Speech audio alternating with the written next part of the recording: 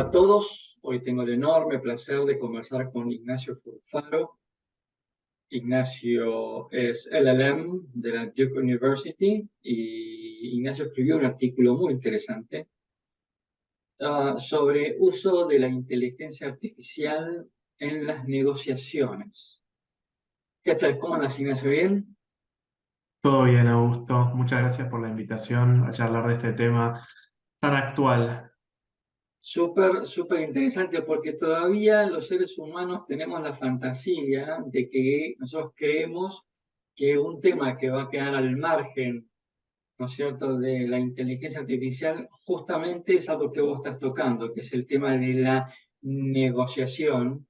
Porque bueno, en toda negociación, la verdad que el condimento humano pareciera ser que es muy importante, ¿no? Entonces acá la charla contigo me parece muy interesante porque quiero explorar con vos hasta dónde la inteligencia artificial puede reemplazar algo tan relevante como es, ¿no es cierto?, la empatía, ¿no? El tratar de esto de negociar por intereses, ¿no? Etcétera, etcétera. Y bueno, y pareciera ser que la inteligencia artificial va a ser de mucha ayuda en los procesos de negociación. Entonces, la primera pregunta que tengo para hacerte, Ignacio, es, ¿no? ¿Cómo puede la inteligencia artificial transformar el proceso de negociación? Bueno, mira, lo primero que me gustaría, o sea, lo que me gustaría abrir es que la inteligencia artificial se está metiendo en todos los niveles, en todos los sectores, en todas las industrias, y que el derecho no es una excepción. Aún así, la práctica de las negociaciones es uno de esos sectores en los cuales la inteligencia artificial todavía, y hago énfasis en la palabra todavía, no entró de lleno. Es un desarrollo muy embrionario, pero puede tener un impacto muy grande a niveles positivos y a niveles negativos, como, bueno, todas las tecnologías disruptivas que hemos visto en el pasado tiene sus aspectos positivos y negativos.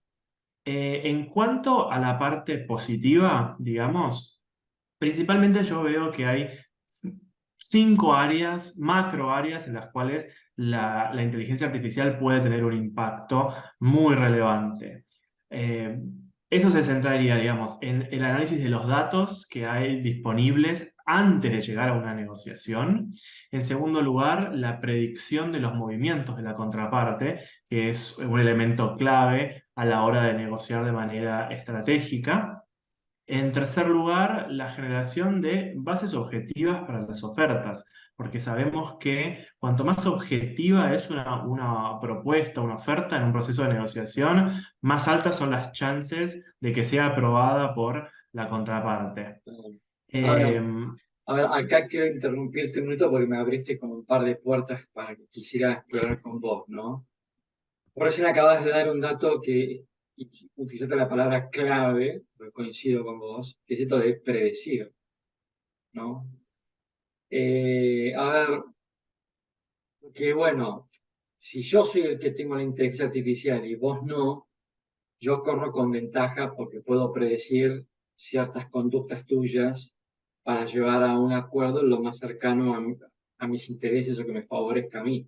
Ahora, ¿qué va a pasar el día que vos tengas inteligencia, yo también la tenga, y nuestras inteligencias, ¿no es cierto?, intenten predecir, no quizás tu conducta o la mía, sino la conducta de la inteligencia artificial mía, ¿no? bueno, esa es una de las grandes preguntas que en este momento todavía no tienen respuesta, pero algo que dijiste muy interesante es: si yo tengo la inteligencia artificial, el acceso a ella en este momento y la otra parte no la tiene, el punto también, uno de los beneficios de esto es que son tecnologías que reducen costos.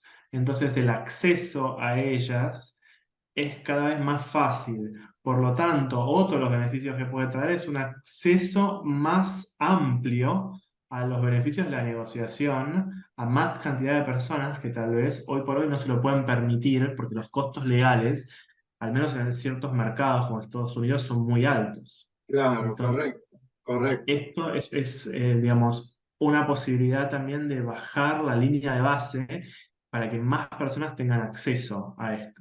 Ahora, la pregunta de a futuro, ¿cómo van a interactuar entre sí las herramientas de inteligencia artificial? Es una de las tantas preguntas que están sin respuesta en este momento, porque bueno, como decía antes, tenemos que acordarnos que esto es una tecnología embrionaria. Bueno, pero así como es embrionario, todos sabemos que este embrión crece a una velocidad geométrica, ¿no es cierto? Y puede dar a luz, Absolutamente, absolutamente, puede dar a luz mucho antes de los 9 meses. Este, absolutamente. porque acá lo que me parece sí interesante es cuando la inteligencia artificial se convierte en una herramienta que yo como ser humano puedo utilizar para maximizar o eficientizar un proceso de negociación. Hasta ahí yo lo acepto y me parece fantástico. Acá la pregunta es cuando ya superamos ese estadio y ya es la inteligencia artificial la que negocia por vos contra otra inteligencia artificial que negocia por la contraparte, con los cuales los que negocian son las inteligencias artificiales y no nosotros. Digamos, ¿es esto algo que vos te lo imaginás como probable? Sí, de hecho sí, y yo un poco creé un término que es una negociación artificialmente inteligente, digamos, que sería como la contrapartida a la inteligencia artificial en la negociación. Cuando estamos objetivando al 100% la toma de decisiones y dejamos de lado el aspecto humano y claramente eso crea varios peligros, ¿no? Que son decisiones precisamente artificiales que no guardan relación con la realidad humana. Ujú. Porque, a a ver si coincides en esto que digo, ¿no? Obviamente hay negociaciones y negociaciones. Una cosa es, por ejemplo, en el ámbito del derecho de consumo, porque de pronto un servicio no funcionó y me debitaron de la cuenta, donde ahí uno podría llegar a esto, meterlo dentro del ámbito de la inteligencia artificial, o porque son montos chicos, o porque quizás el reclamo no justifica tener personas atrás de esto. Ahora, supongamos un conflicto societario, ¿no? Un conflicto entre accionistas, someter esto a inteligencia artificial. Por un momento me parece súper interesante, pero digamos, cuando hay conflicto es porque en el medio hay algo humano involucrado, ¿no? ¿Qué opinas?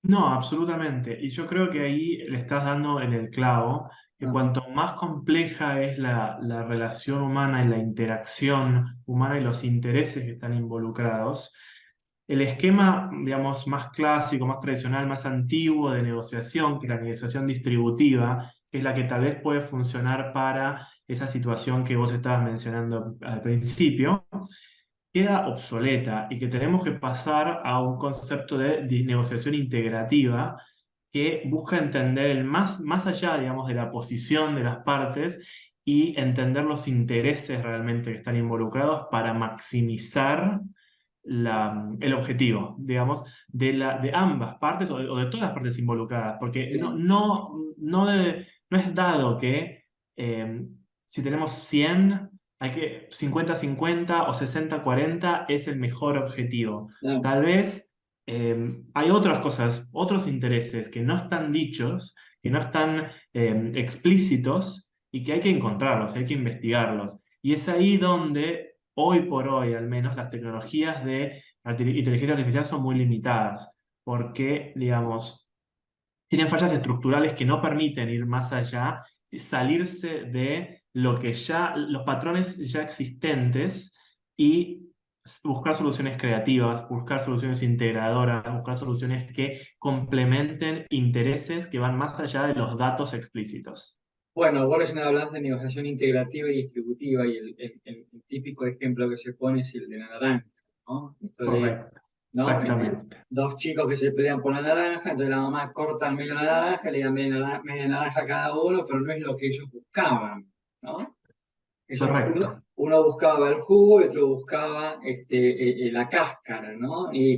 Y acá la pregunta que para saber qué quiere cada uno, tengo que hacer este proceso de ver cuáles son los intereses y ahí llego, ¿no es cierto?, a la solución óptima. Donde, claro, Correcto. uno hoy dice la inteligencia artificial actual no está en condiciones de dar este salto cualitativo, pero permitime, Ignacio, pensar de que algún día va a llegar a la inteligencia, a ser... Es una posibilidad muy, muy real Ajá, porque no me canso de repetir, o sea, el poder que tiene hoy de análisis la inteligencia artificial es enorme y ujú, estamos en una etapa embrionaria. No podemos imaginar lo que puede pasar en 4, 5, 10 años con la capacidad que puede llegar a obtener. Hoy por hoy, esas son las limitaciones existentes, porque como decíamos, hoy por hoy la inteligencia artificial aprende de patrones existentes. Entonces, de claro, por sí, el mecanismo, digamos, de aprendizaje profundo que tiene, se basa en patrones y estructuras existentes que de por sí excluden la creatividad y la innovación. Pero claro. esto no quiere decir que esas limitaciones no se superen eh, en el futuro, incluso no tan lejano. Bien. Es decir, que para aquellos que nos dedicamos a la negociación, todavía tenemos algunos años de vida para poder seguir ejerciendo. Bien. Contame un poquito qué opinión tenés vos respecto de, vos ves algún tipo de, en la toma de decisiones, ¿no? Porque toda negociación en algún punto hay que tomar una decisión. Responsabilidad civil. Contame, ¿qué estás viendo ahí? ¿Ves algún agujero negro? Bueno, esto es un gran tema, el de la responsabilidad civil, porque en otros ámbitos, por ejemplo, en Estados Unidos hemos llegado ya a un caso frente a la corte, frente a un tribunal, que fue argumentado exclusivamente por un sujeto de inteligencia artificial. Entonces, si esto nosotros lo llevamos Perdón, a... perdón, perdón, perdón, perdón. Acabas de decir sujeto de inteligencia artificial. Fíjate, Correcto. es decir, le acabas de dar a la inteligencia artificial, ¿no es cierto?, la noción de sujeto. Sí, un atributo de la personalidad, Sí. absolutamente, absolutamente. Qué Entonces, si bárbaro. nosotros extrapolamos esto a la normativa básica, genérica de responsabilidad civil aplicada al ejercicio de la profesión, nos generan una cantidad de preguntas muy importantes, porque hoy por hoy un abogado es responsable por la calidad de su trabajo y de aquellos que están bajo su control. Pero cuando no tenemos ya el caso de un abogado que está utilizando inteligencia artificial para ayudar en el proceso, sino que simplemente tenemos inteligencia artificial que lleva a cabo el proceso en autonomía y eso sale mal, tiene algún daño como consecuencia. ¿Quién es el responsable de esta situación?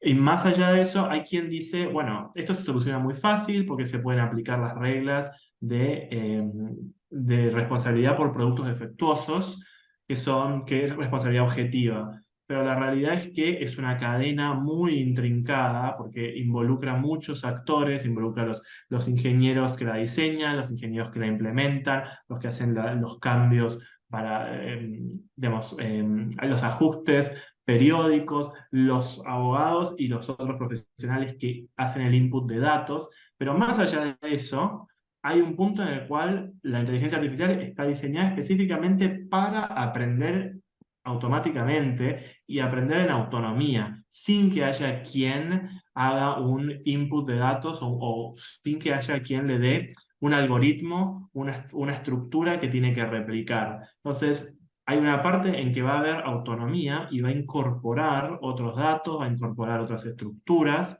y nadie se lo dijo, no hubo ningún input. Entonces, ¿quién se toma la responsabilidad por los errores que pueden llegar a ser tremendos a nivel profesional? Así que eso es uno de los grandes interrogantes que estamos empezando a vislumbrar en el ámbito del derecho con la inteligencia artificial. Bueno, vos fíjate qué interesante, ¿no? Porque así como el seguro de responsabilidad civil fue uno de los grandes dinamizadores del desarrollo humano, porque imaginémonos un mundo sin seguro de responsabilidad civil, todavía Muy difícil que todavía progrese. andaríamos en carreta todavía. Es decir, la gente se anima a andar en auto porque hay un seguro atrás. Yo me animo a fabricar un producto porque hay un seguro atrás. Digamos, un montón de cosas se hacen en el mundo hoy porque están asegurados los siniestros. Es interesante este punto porque frente a algo nuevo, donde el daño no esté de alguna manera asegurado o alguien responda por el daño producido, puede llegar a ser un elemento que, ¿no es cierto?, le provoque a esta nueva tecnología un desarrollo más lento, porque el riesgo de daño va a hacer que su desarrollo se ralentice, ¿no es cierto? Así que, digamos, Correcto. un tema para analizar. Y si te puedo Este, agregar un punto que me resultó muy, muy interesante cuando yo hacía mi investigación, son los desafíos éticos que también están involucrados cuando se aplica la inteligencia artificial a las negociaciones, principalmente en el ámbito del derecho. Porque, bueno, como abogados tenemos una regulación de ética profesional muy fuerte y la inteligencia artificial hasta ahora ha demostrado que aprende conductas poco éticas y las aplica en completa autonomía, como por ejemplo inicia, digamos, presentando intereses que tiene que no son existentes, que incluso a veces ni siquiera están involucrados en el caso, para después más adelante conceder y decir que no a esos intereses para poder obtener lo que quería, cuál era su objetivo final. Entonces también, no solamente ya desde un punto de vista estrictamente legal, sino ético, profesional, es decir, hasta dónde se pueden digamos, seguir ciertas prácticas y qué otras no, que la inteligencia artificial también está empezando a empujar un poquito los límites y hacer otros planteos. mirá vos. Dice, una inteligencia artificial poco ética. Correcto, correcto. Muy bueno. A ver, para ir terminando, Ignacio, me parece súper interesante el tema. Vos, tu artículo, le pusiste un título muy, muy, muy cautivante, que fue El valor divino de no ser humano, el uso de la inteligencia artificial en las negociaciones. ¿Qué fue lo que te pasó por la cabeza para ponerle ese título? El valor divino de no ser humano. ¿Por qué pusiste ese título? ¿Qué te inspiró? Yo creo que cuanto más investigaba acerca de la inteligencia artificial y más investigaba acerca de cómo se diferencia de los seres humanos, más entendía que es un cuchillo de doble filo, digamos. Por una parte, supera ampliamente la capacidad que puede tener un ser humano, puede revisar miles, millones de documentos y datos objetivos en tiempo récord y supera, digamos, la capacidad que puede tener un ser humano. Pero al mismo tiempo no puede alcanzar ese valor extra que va más allá de lo artificial que trae el ser humano, que es innovar, al menos por ahora, como decíamos antes, que es innovar, que es salirse del esquema predeterminado y tener creatividad no lo puede reemplazar. Entonces hay algo, hay un valor extra que trae el ser humano a la negociación que es casi un valor divino más que humano. Así Muy, que por lo pronto es, como decía antes, un ida y vuelta. Bueno, en algunas cosas lo supera, en otras cosas lo supera el ser humano. bueno, excelente. Hemos conversado con Ignacio Furfaro, LLM de Duke University, actualmente reside en Estados Unidos. Ignacio, te agradezco muchísimo este tiempo. Te agradezco también que hayas compartido con nosotros este hermoso debate vinculado con inteligencia artificial. Te prometo que soy un ser humano, no soy un avatar, soy Augusto Bantieren. Te mando un fuerte abrazo. Muchas gracias, Augusto. Un placer conversar con vos y nos vemos pronto.